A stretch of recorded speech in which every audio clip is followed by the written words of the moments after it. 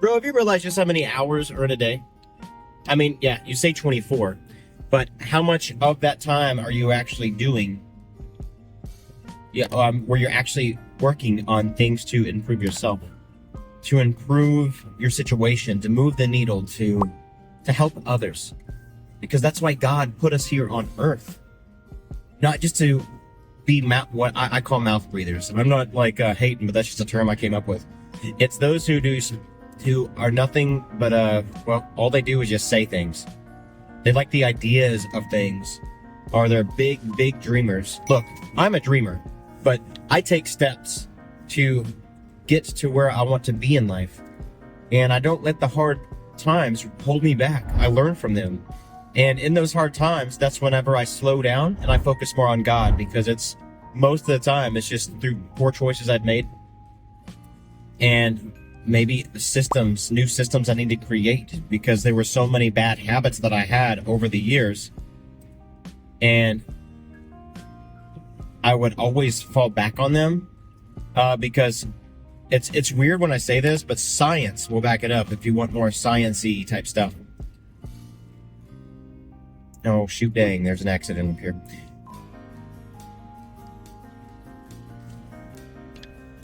But when you're so used to going through a hard time, it could be a toxic relationship, maybe somebody you're with, or maybe, family members you just can't escape. Maybe you're like a teenager and you're like, well, I don't want to be homeless. I don't want to just run away from living at home, even though it's very toxic.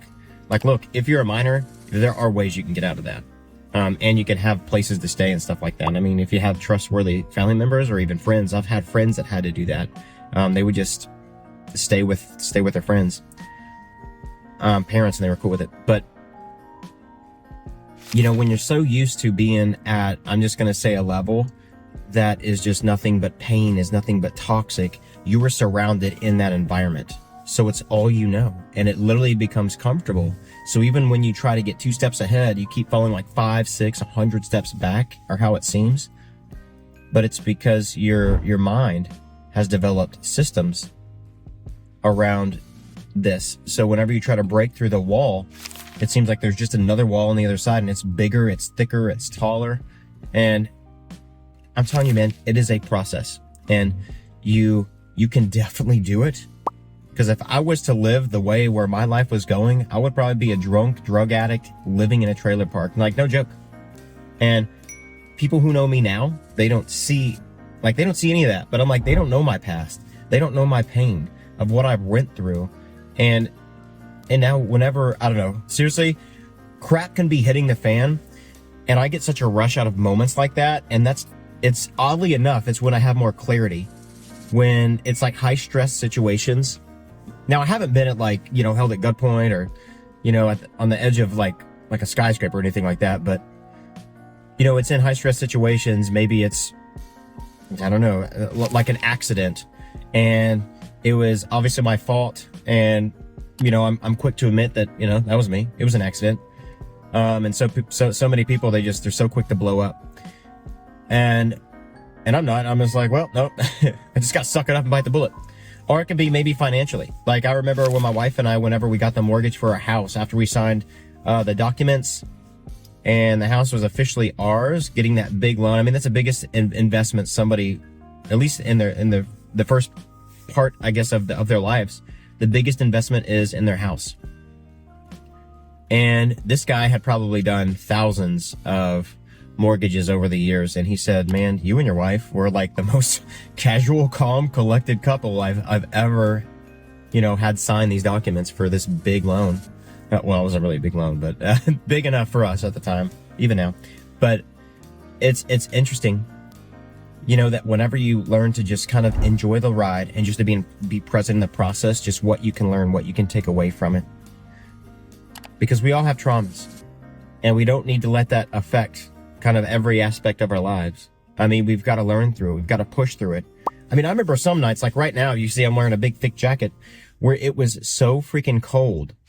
I mean, I can barely, like my fingers were burning, and I literally thought I was going to lose my hand. Like, it was that cold because I had to cycle. I didn't have a car. I lost it because of my drinking and driving. And that really woke me up.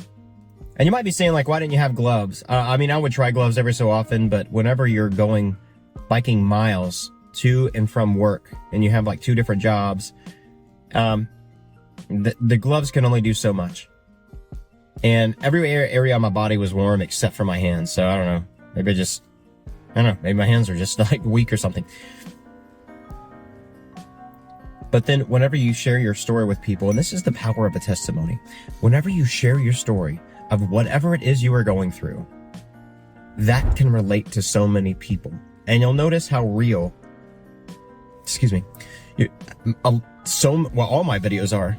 Like, I don't want to be fake, but a lot of the time for me to keep my mind on track, I literally need to read from, things I wrote out and my docs I wrote out. And there's just so many things to say, but you don't have a lot of time to say it because, I don't want to just bore you to death, but there's so many details that go on behind the scenes, but people just want like the quick points. And I totally understand. I mean, life is busy, and especially after you have kids. And if you're building a business and you're volunteering at church and you're working a couple labor-based jobs, it's very exhausting. Sorry, I was so into talking to you. I didn't see that cars are trying to get into this turning lane.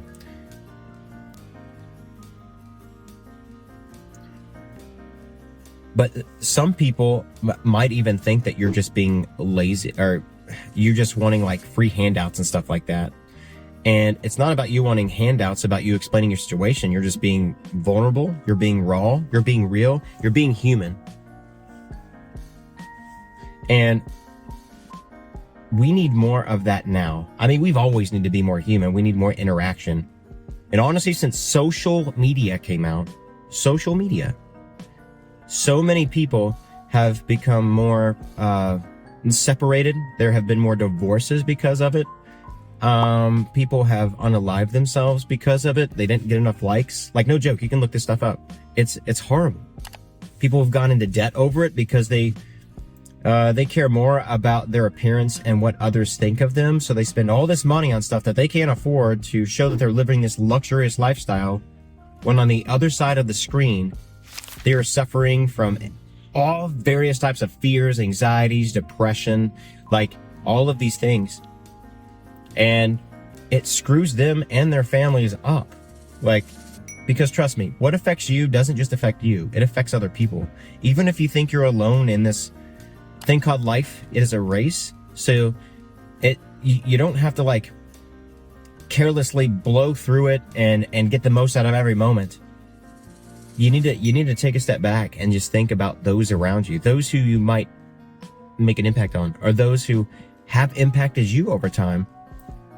Bro, you're not in this life, in this race alone. We're in it to win it. You need to be in a community of other men to push you, to inspire you to do more for yourself. Because I guarantee you, your worst day is someone's best day. And if that is the truth will set you free, and it will also reprogram your way of thinking to let you know that there is always a way out. Romans 12:2. God will always provide a way out. Even though there are going to be so many temptations over the span of your life, you can always get out of it in one way or another. Now this is in America, there's always a way out. But in other countries, it's just packaged differently, and there'll be a different process in how God does it, how he uses you.